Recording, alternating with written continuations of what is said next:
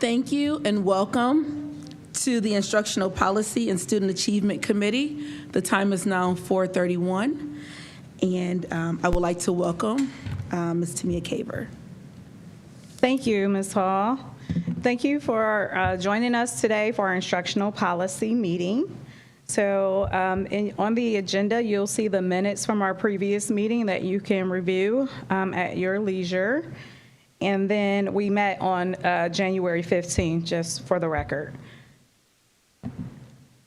We're going to discuss two topics today. First, I just want to bring your attention to some items that you will see in the next board agenda. So the first is the MOU with the University of Akron that we're going to continue with. That is based on our information from our last instructional policy with the sterile processing certificate program. So that will be on the next board agenda for your approval. So I just wanted to bring your attention to that. And today, we are bringing together a presentation from a whole group of colleagues here that have been working on this plan. And so I am going to turn it over. We are going to be presenting on the OT building closure. So as you all know, we previously, the board voted to close the OT building, but we also are operational at OT, and there are some schools and programs that are over there. So we wanted to present our plan for what would happen with those programs as we are slated to close in schools, as we are slated to close OT at the end of this year. So first I'm going to welcome Ms. Carter up to start us off. Awesome. Thank you, Dr. Caver. All right. So we are going to talk about our plan for the OT building closure. This is related to actually all four of our cornerstones as relates to academic excellence, cornerstone number 2, culture of safety and belonging, partnerships, family and engagement, and then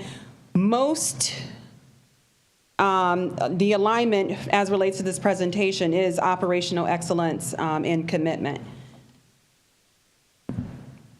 So cornerstones 2 and 4 are really precedents as relates to this particular presentation. And so we're going to first start off with our agenda. And like Dr. Caver stated, the board did vote to close OT, and we asked for it to remain open for another year. So this is where we are at this point, now looking at the programming that is at OT and the schools that are at OT and looking to see what's going to happen with those. And so in this agenda, we're going to have a brief review of the facilities plan. We'll then move on to talking about the actual proposal as relates to the impact of some of our programs that we have at OT. So we have 2 schools at OT. AAA, which is the Akron Alternative Academy, and then APS Online, and then we have contract services, a program called SOAR that also is housed at OT. And then we're going to also look at future board action that will be needed at the February 10th board meeting. So when we look at our long-term operational plan, the LTOP plan, just to recap what has happened as relates to our LTOP. So July 10th, the board proposed changes to the facilities were made. There was 6 legacy buildings, relocate STEM High School, construction of the new Kenmore, move East Cluster 6th grade students to middle school, open new preschool classrooms and CLCs, construct a new athletic complex. So some staffing and deferred maintenance savings for the district with this LTOP plan that occurred. Now we're looking at the district building closures that were a part of that LTOP plan. So for the 24-25 school year, we did close Firestone Park. We closed Stewart.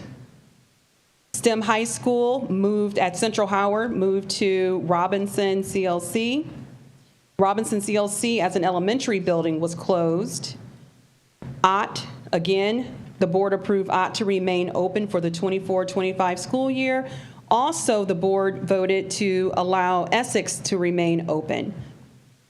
And so our ask, again, at the end of the presentation and what you'll see on Friday will be an ask to allow Stewart to remain open. And one of my colleagues will talk more about that as we go through the presentation. And I don't know if you remember that even when we were doing our redistricting and restructuring last year as it relates to Stewart, we did talk about there may be a future need to use Stewart. And so we just wanted to recap that because now we're at that moment. Next, we are looking at our our OT closure implications. And so we are basically looking at making sure we're utilizing facilities that are going to give us the best, maximizing our needs. And so we spent $3 million on a roof for Essex and Stewart. Also, both buildings have new parking lots that we invested in. And so there will be some financial savings not utilizing OT over time. And so with OT, it has major infrastructure needs. It's a higher operational cost using OT. And then also, we want to improve building utilization within our district. And so 2 schools in 1 program are being displaced. And we mentioned that that was AAA, APS Online, and SOAR.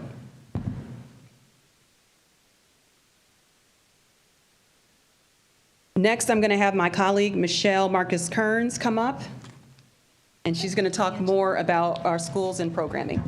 Thank you. Good evening. So looking at the schools and programs that will be displaced, when we look at Akron Alternative Academy, currently we have 175 scholars, and many of you know Friday we graduated 21 seniors at the winter graduation for AAA. We have currently over at OT 6 classes and 5 offices going on. At APS Online, which is also housed at OT, we have 6 classes and 4 offices. On Friday, we had 234 scholars. Today, we have 236 scholars. And then we also house SOAR at the OT building with 6 classes and 6 offices. And on Friday, we had 79 scholars, and we currently have 81. So I say that because enrollment is very fluid in those programs in those schools because we accept students throughout the entire school year. I'm sorry to interrupt. Yeah. Could you repeat the number for APS Online? You said Sure. it was 234? 236. So it's 236 Yes, now? on Okay. Friday it was 234, just to show how fluid it is because, again, we just went up 2 kids over the weekend. We start today with 2 more students. Thank you. When we look at relocation considerations and the projected enrollment of programs, many of those programs start out low because SOAR is an alternative to expulsion, and you could also refer students there. It's a 6 through 8, 9 through 12. AAA is the same. We refer students from our home schools and APS Online. So looking at the projected enrollment, where we always start lower at the beginning of the year, we're taking kids in. So to give you a number and say you'll have 120, by September 30th, we could have 200. Building capacity district-wide, when we look at housing those programs, one of the things, and it actually coincides with minimal impact on other schools, when we look at the students in those programs and the schools, right, all of them came from traditional settings. So making sure that we give them a place where they can call their own safe place is very important, because we know that students who struggled in traditional high school often need more individual attention and flexible learning. And in those programs and schools, we can do smaller groups, flexible learning days, tailored instruction. So looking at the core of who this impacts, it's the students. And then it does impact staff, but it impacts students the most. Many students suffer from stress or anxiety, or for whatever reason took them out of the traditional setting. Needing them to have a safe space is very important. So looking at other buildings in our district, a traditional setting, we don't recommend putting a school or a program back into the traditional setting because that's where the kids started. And sometimes that triggers emotional stress for kids because for whatever reason, the traditional setting wasn't working for them. Okay? Operations, food service, and transportation, those things follow our kids. So they would still get at the high school level the Metro Pass. Services we had in our, what we have currently would follow the kids. And then minimal impact to other schools.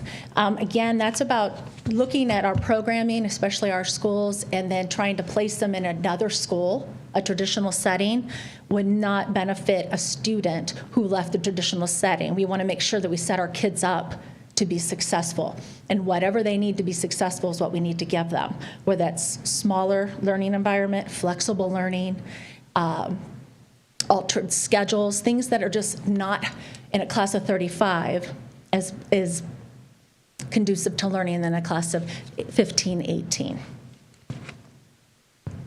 Okay. So that takes us to our relocation plans, unless you have any questions. Yeah.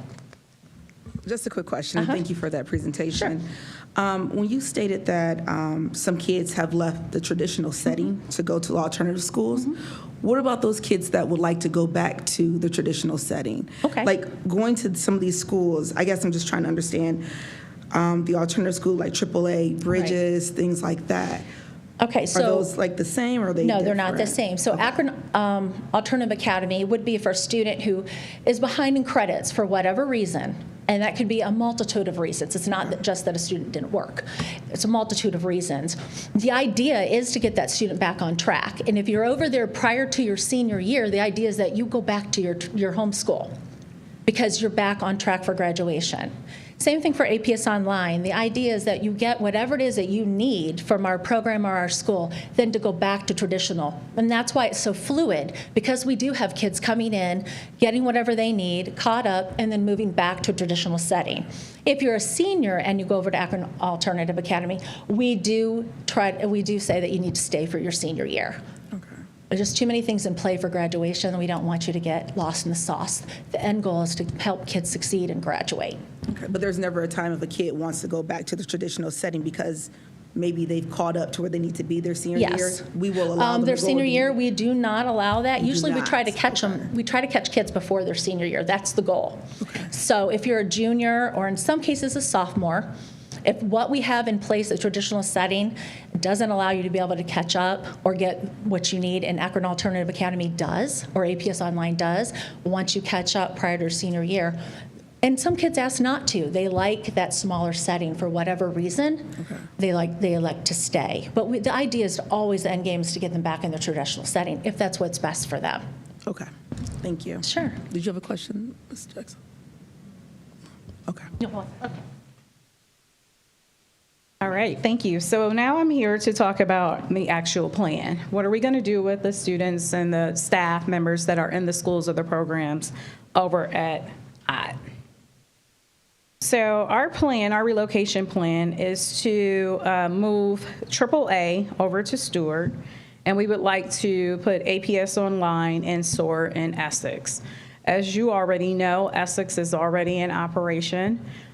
So we would continue to utilize Essex. But as Ms. Carter stated at the beginning, we're looking for board action on the utilization of Stewart.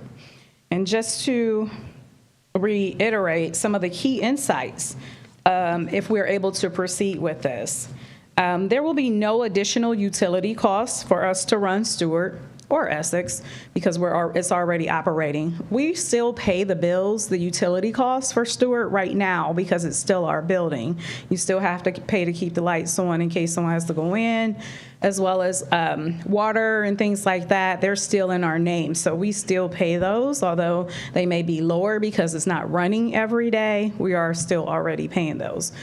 In addition, the building is a lot smaller at Essex, so therefore, at Stewart, I'm sorry, I'm focusing on Stewart, so the cost of running the building is cheaper.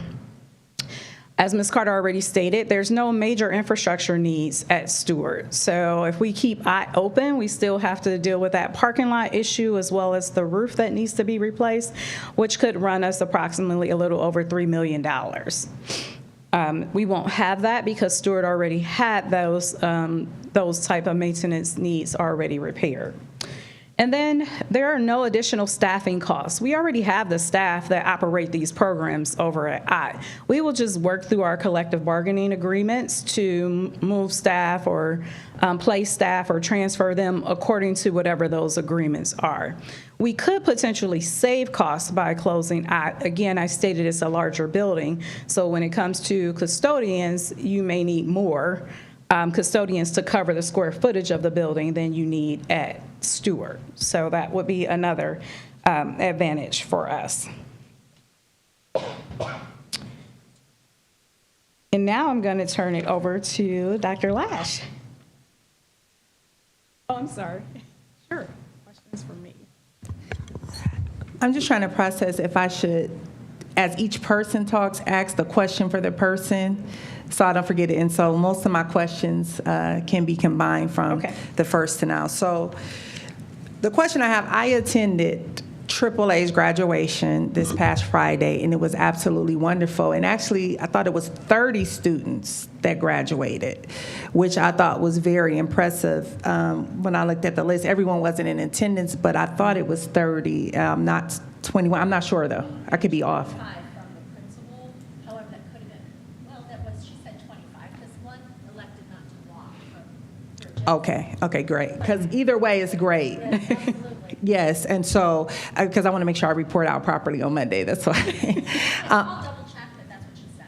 Okay, no worries. And so I think it's very important for us to understand that with AAA, these are students that otherwise more likely would not graduate. And the struggles that you have some that have children, some that's taking care of parents, some that are battling homelessness, some that's battling substances issues. There are a lot of things that are layered on this. So the reason why I'm bringing up all that context is because those students, whether it's 25, whether it was 20, what they have to go through and that wonderful staff and how they help them, we have to really keep the main thing, which is the students, and I think that staff has done a great job. My concern is when you understand, as I was talking to the families at this graduation, that some people were catching Ubers, and it was already a struggle. I understand they have the Metro Pass, but the OT building, the way it's centrally located near the transit, it helps to eliminate another barrier when it's already a struggle to get there. And so then when we're looking to relocate the school far west to Stewart, and because I understand the reasoning, the money with the odd and the repairs, we have a program, Member Hall mentioned, like bridges. Now, what I want clarification on is, because I'm unclear on this question here, and I'm looking at you, Ms. Falk, because you may be able to clean me up, is that AAA heavily relies on Metro or how they can get there. Bridges heavily, as I understand, this is where I need clarity, use vans in transportation. That is accurate. Okay, Bridges has a wonderful program.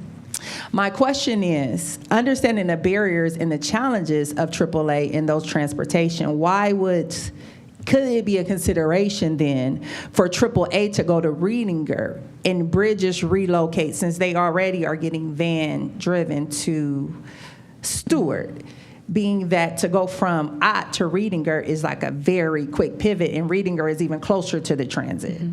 So we did consider that as a part, that's a very good question, as a part of our options, and we came up with moving AAA and not Reedinger, not Bridges. Bridges has 23 classrooms total located, plus the support services. You know, they are very specialized needs for those children. So while the transportation piece, as you stated, definitely is an advantage for Bridges because most of the students are bused, Stewart won't accommodate Bridges. So we did think about that, and that they don't have 23 classrooms available.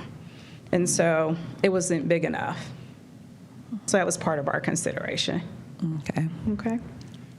All right, so I'm going to let Dr. Lash, we have maybe 2 more slides, and then we'll open it up. If you keep those questions written down, like think about them, then we can answer more of those. But yes, that was definitely a consideration for us. Good evening. So other additional key insights include the benefit of having SOAR and APS Online together in the same building. Currently, there are high school students at SOAR that attend online, and we are considering utilizing APS Online to accommodate those high school students at SOAR, which could create a cost savings for the district. Another key insight here is that at present, school transportation is provided for elementary and middle school students at SOAR. So that would continue regardless of where the location is.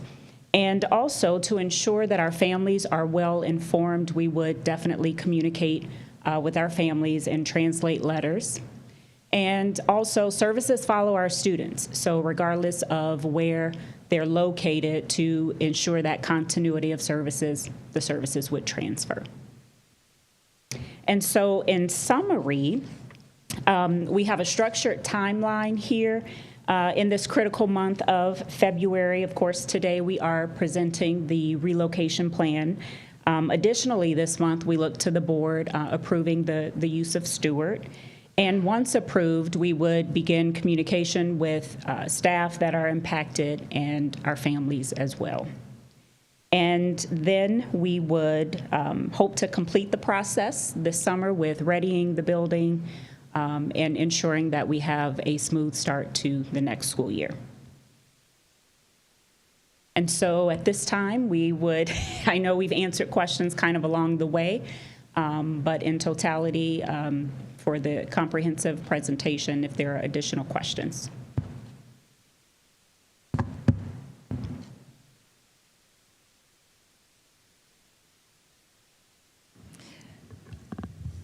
Could you go back, Dr. Lash, to your, I think it was the slide that the previous slide? The timeline? Yes. Mm-hmm. Is that it? Or the one before that one? Okay. Please, and thank Additional you. insights. This is translated for families regard. All right, so this year, we're going to inform staff and families about the upcoming year as far as the relocation. That is correct. And we're really talking families that are at APS Online and AAA. Yeah. That's what I'm understanding as such. And so what role did the current staff, I remember when we were doing Firestone Park, and it was a lot of conversations about that as far as people being engaged and being made aware. What role did the staff play in helping to like kind of problem solve and process? Because I'm doing this right now kind of off the fly, but when I leave this meeting, I'm going to like dig into some, I'm going to have a lot of questions, only because I have a real vested interest in this, because I have a lot of people that I interact with, and I'm an auntie and I'm a cousin, that AAA is a clutch. It helps kids realize like graduation. And another thing that I want, if anyone's watching this, to understand is that they get their actual school diploma, which is so dope. I mean, that's probably not the appropriate, which is wonderful, right? Because it's not like nothing against the GED, but it's showing like I went to Bookdoor, I went to Garfield, and I think this is a wonderful program. And what my concern is that with this transportation piece, and it's like Ruby's Pain, the cultures of poverty, when it's easy for us to like check stuff off, like, okay, they're just going to do this. But when it's a real barrier, and it's like, man, this is another bus, right? And I hear you, because if the capacity is not there, we can't displace a whole nother program that's doing well and try to figure it, because it poses another problem.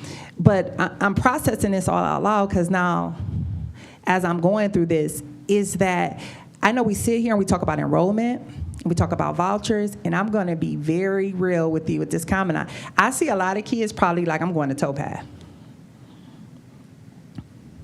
I'm just, because this is my, like, I'm around these families, I'm talking to the Keys kids, where instead of going all the way to the west side, having to go downtown, wait, transfer, get to Copley Road or Hawkins, through all our Ohio weather, I can go to the transit and one bus right there at Towpath, and I'm near. which is a charter, right? And so I'm just processing out loud, and I'm going to release this because this is how I think. I think out loud like this. But I want to put it on you all because you guys, great staff, y'all always circle back to me. Like, Ms. Jackson, you said this, so did you consider? So that's why I love thinking out loud with all y'all in the room, because usually someone gives me some type of answer or something else to consider.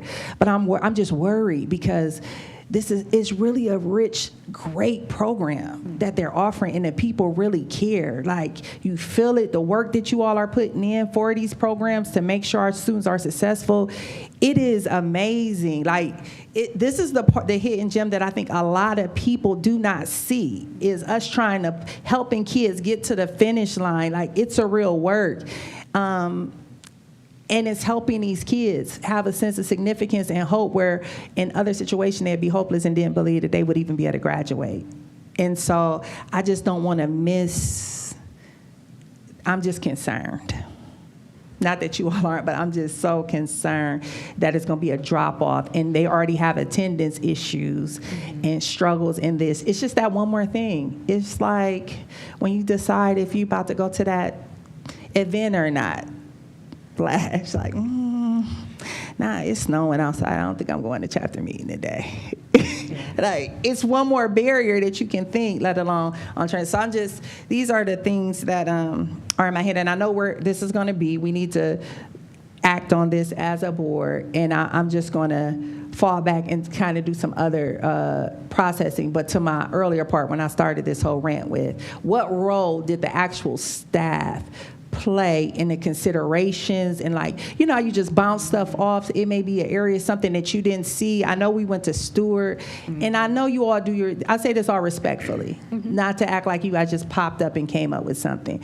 I'm just curious, as those who are actually in the trenches, what weigh-in did they have to kind of process through this? Because I'm just an auntie, right? Like, literally, my nephew, he ain't do what he needed to do, but he was at AAA, and they did everything possible for him. So I value them in a great way. And I'm just and I know, like, they did everything to try to make sure, reaching out to the like, these people, exceptional.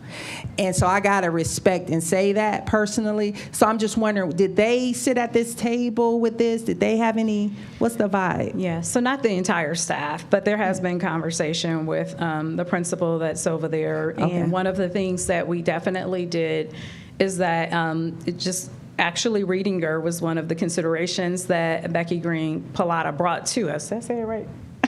It just rolled off. I wanted to make Rebecca. sure that brought to us. So that's why I was able to so quickly come with the answer, because we actually took that back to the team as a consideration, looking at the transportation aspect of it. We recognize that it's definitely over in West, but in the West area, but we were thinking about what are our options, right? And so let's say we were considering Essex. We chose Stewart over Essex because we felt like Stewart was at least on Vernon Odom in a main street in terms of, and we know they do have the bus line on the main street. So yes, so those types of things were considered. It is, I mean, ideally we would leave it where it is, but you know, as a part of our blueprint, as a part of the fiscal situation that we're in, just trying to decide how do we have that operational effectiveness. It definitely is cheaper for us to operate Stewart versus Ott. And so those are the types of things, but even when we thought about where else could they go, and we had to think about the things, like you said, the specialized services, the dropout prevention and the recovery methods that they utilize over there, and some of those situations that you referenced or whatever, would it be beneficial to put them back in a traditional building that maybe have some capacity? Like, we did think about those types of things, and that's how we came up with Stewart per se. So that's where we are. Not to cut your wisdom. You already finished? No, I'm good. All right, thank you. Is there a limit? Like, for instance, do we cap, if I'm a kid and something go down, and like, could I ever not, could AAA be at capacity to whereas, like, dang, I need this, like, for this recovery so I can walk? Is it a capacity issue there as well? Not really. We could have a lot more students. We have capacity or space right now. At least when I say not really, I should say since I've been here, we have space for our scholars. But as you know, our graduation rate has been continuously going up in the district overall. So we do have mechanism too for sometimes for scholars to catch up with credit recovery and things like that in the traditional buildings. And so I say that to say that we have less students behind to meet the requirements to go to AAA, but we still continue to have this program because for those that need it, they need it, and it's been impactful. So we do have capacity, and that's one of the other reasons that we're considering Stewart is that when we put AAA over there, it still has some classroom space to grow if needed. So that was another factor. Do we move them somewhere and then they're strapped for capacity or space? And then if they get more students, we would be looking at, moving them again or trying to redo this again. So I just have a quick question, and thank you, Dr. Jackson, for that, for the transportation piece and things like that, because, we don't want to put our kids in more barriers, right? What does the demographics look like for the students at AAA? Out of these 3 different programs, AAA is one of the highest, right, with 175 students. Where are most of the kids, like, their demographics as far as where they live? They come from all over, quite honestly. Who's here? I'm trying to think of the last person. I'm looking at Zach because of or Wanda for enrollment. I think a larger number come from Garfield. Currently, a larger number come from Garfield, but they come from all of our buildings. Okay, and I know that when we discussed this way back in July, one of my issues was, with Stewart, we're closing down all the schools in urban communities, right? And then we leave these buildings to be vacant, blighted and so forth, and vandalism. So I am excited to hear about Stewart, you guys putting students back at Stewart, but like to Mrs. Jackson's, Board Member Jackson stated, we don't want to put a barrier on our kids as far as transportation. Now, Vernon Odom is a main street. I'm not sure exactly how Metrobus works. Like, do the kids go straight to the transit and then get on another bus? And then do they then go straight to their destination? I think I want to take a tour on a bus one day to figure out how all this works. I actually did. I actually Okay. caught the bus just so I could know the journey so you go to the transit, and once you get in the transit, then you get on your next bus that then take you. And it takes you directly to your next destination? Well, if it's along the line. So, for instance, the Worcester Hawkins bus for where Stewart is at, then wherever they're catching it from, right, they will catch one bus there. And then typically, now the kids told me sometimes they take 2 and 3 buses. I didn't have that journey. And that's even a possibility at Odd as well. Yeah, that yeah. They So take, that's just sometimes general. takes. Yeah, So I don't know. It really depends on where students are actually living. And some of our children do not live in one place all during the week. Transparencies they could be in different spaces, and so that would impact how many buses transfers that they have to go through, or how many buses they would have to. It just depends. Some of them have a ride, a lot of them don't, and so they rely heavily on our transit system, and that was something we also really want. It's a very valuable program, and we really want them to be in a space of their own so that it can grow. Because we have other kids that opportunity could be offered to them, and it also is contingent upon the number of staff, which I think that we really need to look at for this upcoming school year.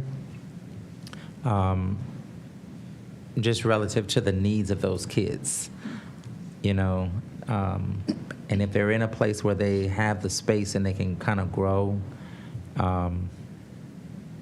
that would be important too, that they're not confined. But right now, prior to my arrival here, the board had already voted to close it, and we asked for it to stay open. Yes. But there's so much that needs to be done to that building that Yep. yeah. And that's something that Ms. Deborah can probably talk more about that, but we need to be trying to figure out how do we move with the I think we're clear on, we know that process. we Yeah. understand, and that we voted to close it. And to your point, as Wanda shared, is like 37 kids are coming from Garfield area. So in proximity, that's all the way east side, Firestone Park, and you know that they're, because I'm Garfield, 1040 over there. So you understand the difference, but we know we have to like make those decisions. However, to your point, and not to belabor the point because we gotta have to do what we have to do, but I just wanted to be clear that it's never with it easy.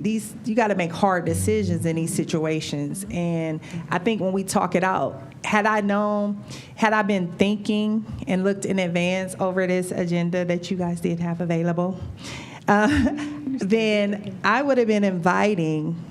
I just would have been curious because now we have these committee meetings where some of those teachers and even that principal, I would have loved to hear just some of their feedback, and for the community.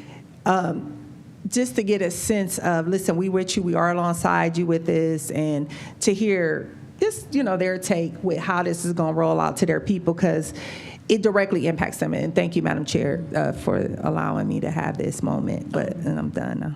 Thank you. Just one last question. Yes. With our partnership with Metro, I will let Ms. Folk come and speak to that. Okay. Specific. Well, I'll all finish of our my- high schoolers are get the bus pass, Yes. and they can utilize that. But I don't know what level of detail you're asking. okay, so I'll I asked the question. Either Okay. one of you jump in. It's just something thrown out there. With our partnership with the Metro, and we do get the bus passes, and that's wonderful. But for the students that are at odd, that will be going to Stewart, even Essex, because Essex is not on a major bus line, but a bus does go through, or they stop right on Windhurst in Castle, and then they would walk down that street. Is there any way that we maybe can go to Metro and ask, hey, the students at these schools, if they meet at the transit, can we have one bus to take those kids straight to AAA, or right to Essex or to Stewart? Actually, we can't. We cannot. do And that. this is what we did, if you remember, as we moved the STEM high school to Robinson. Once the board made that decision, and they were in the background, they knew this was coming, we told them to tell us what were the best routes so we could get the students to that location. We would do the same here. What regulates them is the federal transportation laws. They have specific things, and we can certainly pay them to allow a student to have a bus pass, but we cannot make a change to their routes. Okay. And that was one of the things we did explore for STEM when we were moving from the middle of the Central Howard building over to Robinson, and it's been very successful. So we would do the same thing going forward should the decision be made to locate the students at Stewart. One very interesting advantage of those Metro bus passes is it is available 7 days a week, 24 hours a day. So once the student is even traveling to or from school, to Dr. Jackson's point a minute ago, they have work issues, they have family issues. There's other ways they are allowed to use those passes while they have them, and they use them correctly. So they are a real advantage for our students in grades 9 through 12 throughout the district when they're used properly, and our kids do a fantastic job doing this. So occasionally, do they maybe go to the movie on Friday night?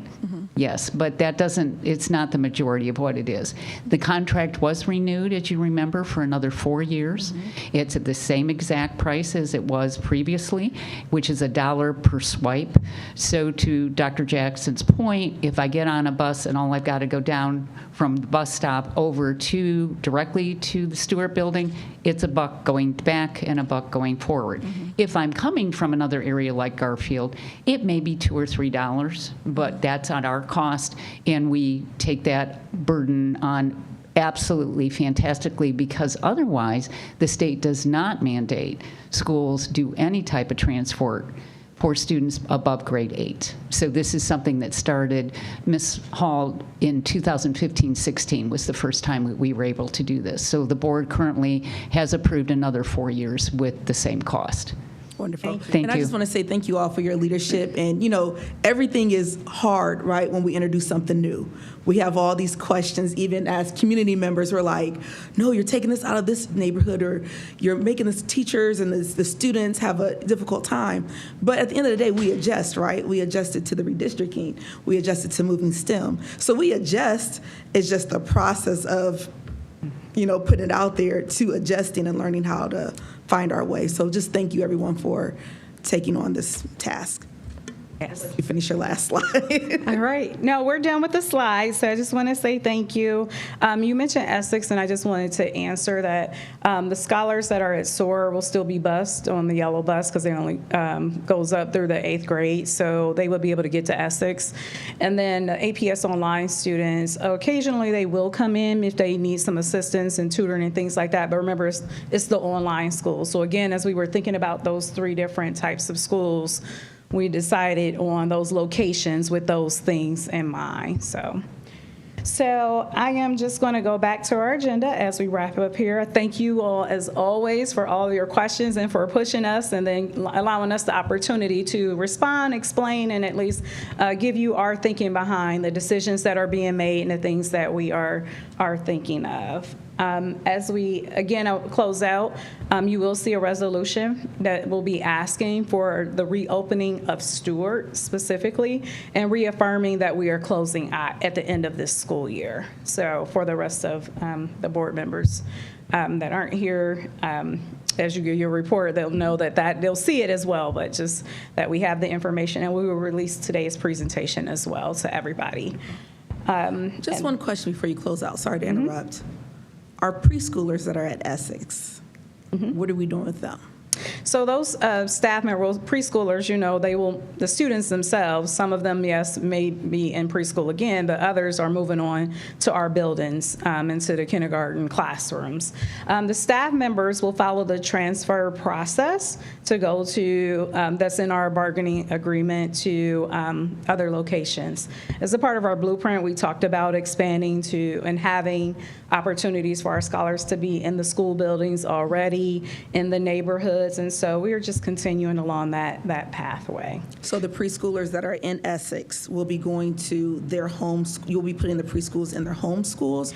So I just out of clarity, there will be no preschoolers at Essex. Correct. Next year. Okay, that was Correct, 'cause I don't yeah. think we covered that, and I'm sitting here with my notes like, I don't know Yes. about this. But Correct. okay, so those students will then be going to their home schools. Well, it depends on where they are. If they're moving on to kindergarten, we have open enrollment, Right. so I can't make that statement. Well, I'm but talking about yes. if they're staying in preschool another year, where will they be? They will go to one of the locations where we have our preschool programs. Okay, Mhm. wonderful. Throughout the clusters that we started out last year and continuing as we move ahead. Okay, wonderful. Thank you. All right, and when you have an opportunity, I'm sorry, I clicked the wrong button trying to do this. We do have an update from Teaching and Learning, so I want to just pull that up so that you all can see what's going on. We will have a partnership with University of Akron this summer, so it's a flyer regarding literacy. They have this Literacy Institute over there, and so we try to partner with them, take advantage of it, so you can see that information.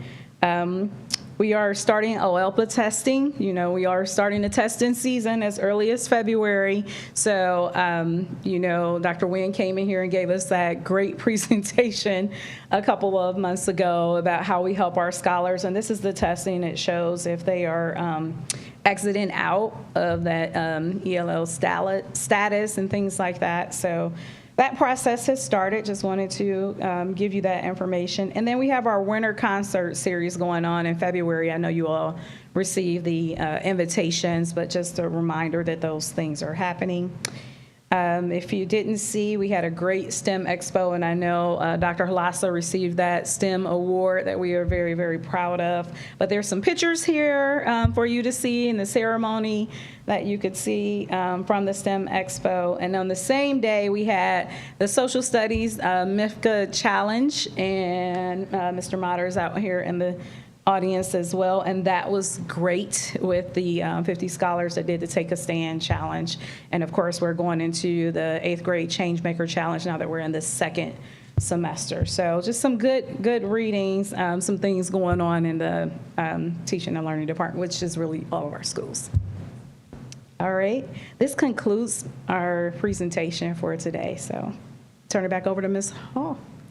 Thank you so much for this presentation. Yes, Ms. Jackson?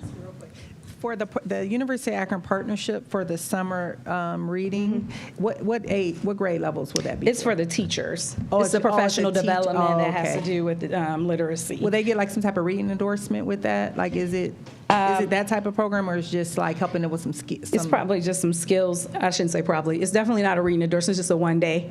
like Actually, a, I'm going to okay, show got you. like a Like a workshop. PD. Okay, Mhm. got you. Okay, Yeah, thank there you. you go. I thought it was something with kids. Structured literacy, professional development that we are partnering with them. And so I brought it up. Teachers from Akron, there's a cost associated with it. But just a great opportunity. Thank you. Okay. Dr. Robinson? No, I was just going to say, I know for sure that they're working with teachers at Helen Arnold, University of Akron is, and I think they're in a couple of other schools too, but it's a part of the literacy move at the university. All right. Thank you. You can close out? Yes, so if there's nothing else, again, I appreciate everyone's hard work and your leadership with making this happen and bringing all of the information to the table. Again, like Member Jackson said, we wish community members would come and be able to have conversation here, to be able to get answers and we can talk back to them versus being at the board meetings where we're just looking at you, you know. That does drive me crazy, but we have to follow policy. So we will close out instructional policy and student achievement at 5:20 today. Thank you so much. Thank you, Ms. Hall.